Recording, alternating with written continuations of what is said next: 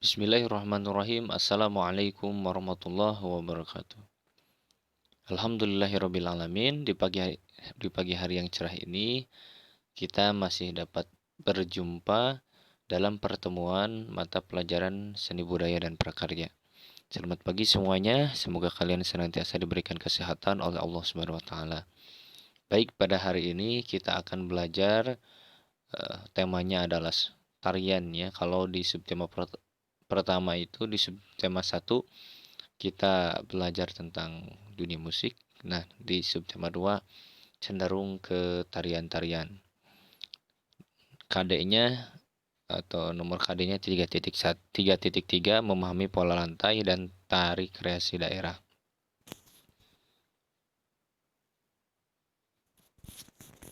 Sebelum kita mempelajari pola lantai ya, sebagaimana bunyi KD tersebut, terlebih dahulu kita akan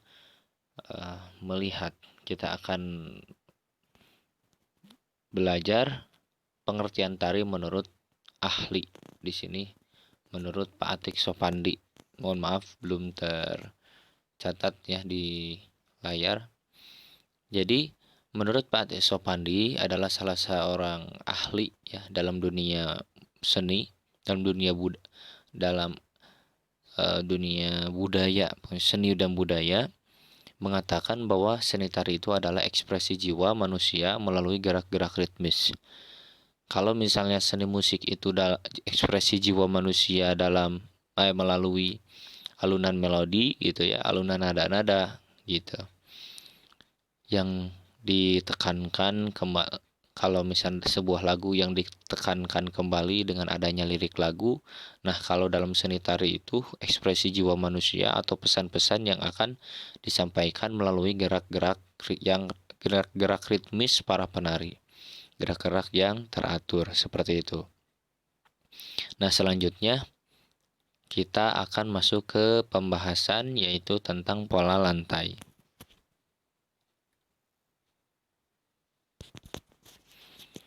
Kita akan bahas kembali pola lantai. Pola lantai adalah salah satu unsur dalam sebuah tarian.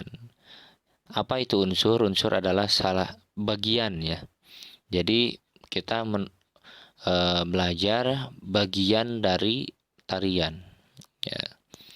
Nah, unsur dari tarian yang kita pelajari hari ini adalah pola lantai. Pola lantai adalah salah satu unsur yang sangat penting dalam sebuah tarian.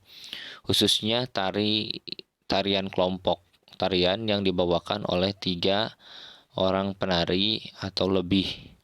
Sedangkan tarian yang dibawakan oleh 2 orang penari adalah tari berpasangan. Untuk tarian yang dibawakan oleh 1 orang penari disebut tari tunggal. Ketiga ya, tari tunggal, tari kelompok, dan tari berpasangan pun sebetulnya membutuhkan pola lantai ya. Baik tari tunggal pun hanya seorang gitu. Yang pasti para penari tari tunggal gitu ya akan mengkonsep di mana gerak pertama sebelah mananya itu pasti diatur ya polanya. Nah, khususnya untuk tari kelompok sangat membutuhkan pengaturan pola lantai. Apa itu pola lantai? Pola lantai adalah garis yang dilalui penari saat melakukan gerak tari. Garis atau formasi atau bentuk yang dilalui. Bentuk yang dibuat para penari dalam gerak tari. Jadi pengaturannya misal di awal posisinya mendatar, kemudian berubah menjadi tegak lurus, kemudian berubah menjadi pola-pola lainnya. Pengaturan dalam tari kelompok sangat penting untuk membuat ruang gerak penari ya gitu.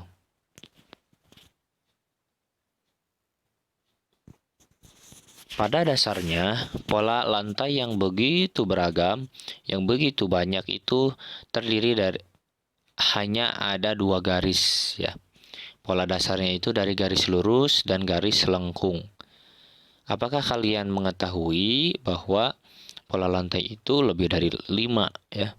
ada mendatar, tegak lurus, vertikal, lingkaran, angka 8, lengkung depan, lengkung belakang, kemudian agak segitiga, ada segi 5, dan lain-lain.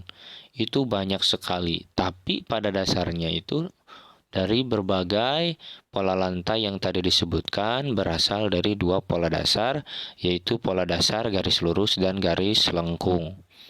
Kita lanjutkan ya.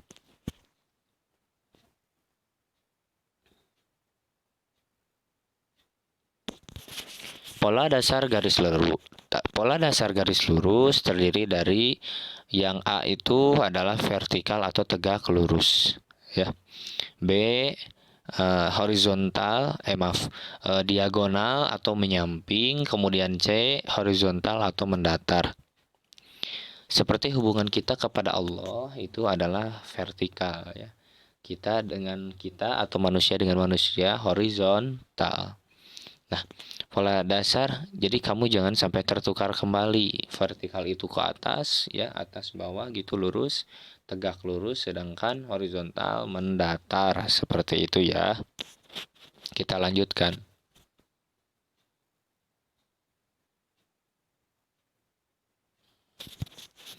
Lihat di layar bahwa pola dasar garis lurus ya yang tadi ya, di antaranya ada vertikal, ada mendatar, dan diagonal berkembang menjadi pola-pola lainnya.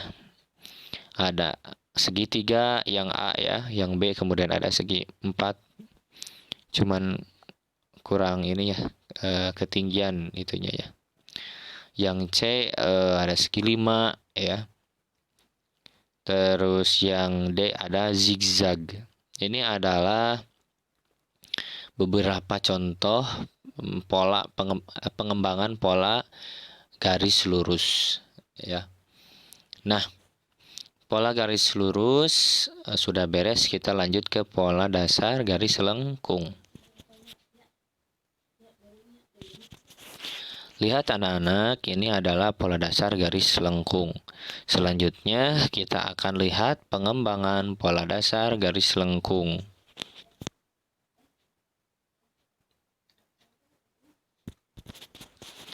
Baik, sekarang kita lihat apa saja pengembangan pola garis lengkung. Oh, maaf, di situ ada lurus ya, belum keubah. Lengkung ya. A ada lengkung depan, B ada lengkung belakang, C ada lingkaran, yang D ada angka 8. Ini adalah beberapa pengembangan dari pola garis lengkung. Mohon maaf ya, itu lurus belum keubah. Kita akan lanjut ke slide selanjutnya. Pada subtema 2 itu sebetulnya banyak sekali ditampilkan gambar-gambar tarian daerah Nusantara. Namun yang kita akan bahas pada hari ini, kita ambil salah satu saja, yaitu tari pendet. Tari pendet adalah tarian daerah Bali ya.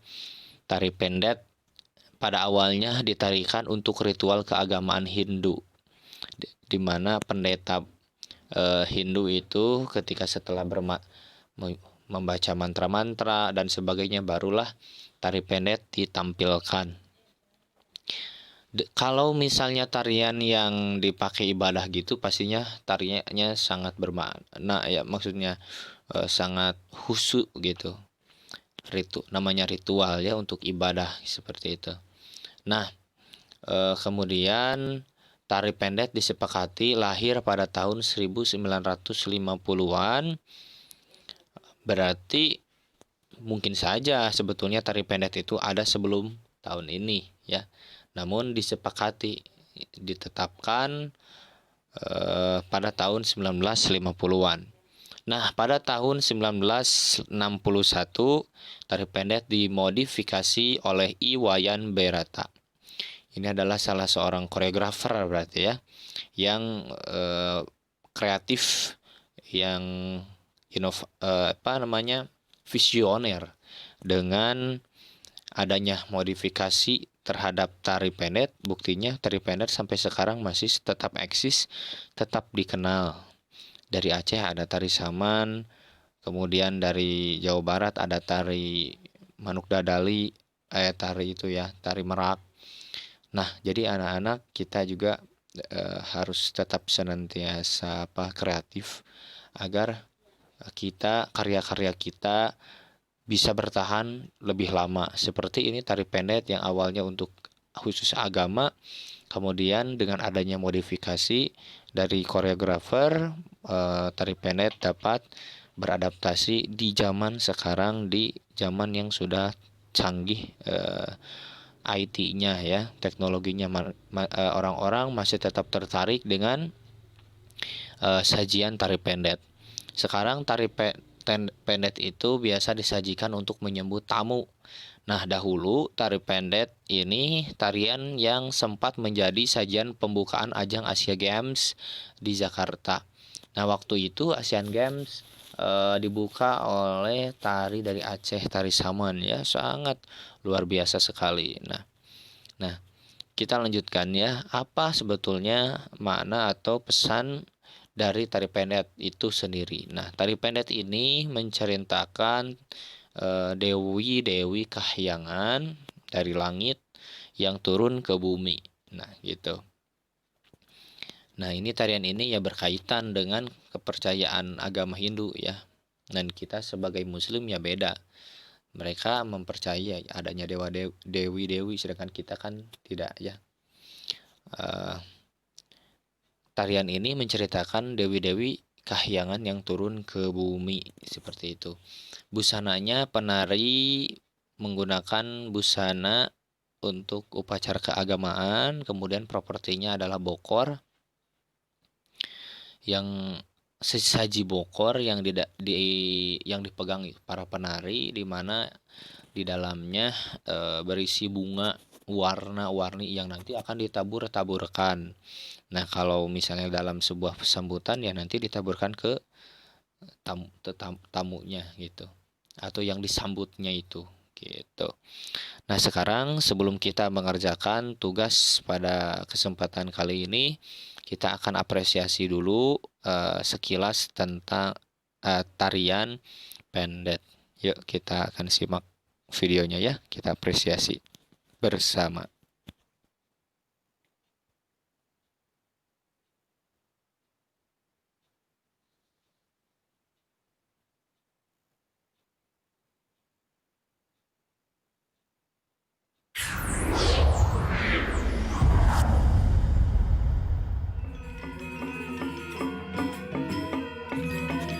Silakan dilihat tari pendek diiringi oleh gamelan Bali ya.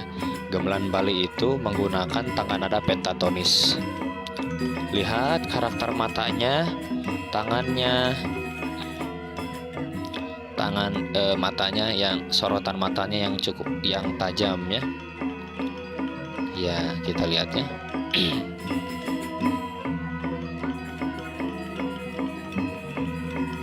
Nah, ini bokor diambil berisi bunga-bunga, melambangkan penyambutan atas turunnya dewata ke alam dunia. Nah, ini gamelan ya. Tuh ada rebab yang digesek-gesek. Kalau di Sunda rebab ya. Kalau di Bali mungkin rebab juga. Coba dilihat. Nah, ini ya rebab, alat ini.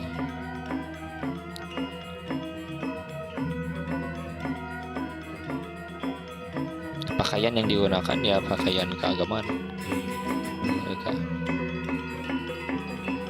Dimodifikasi oleh Iwayan Rindi dan dipersembahkan sebagai tarian selamat datang.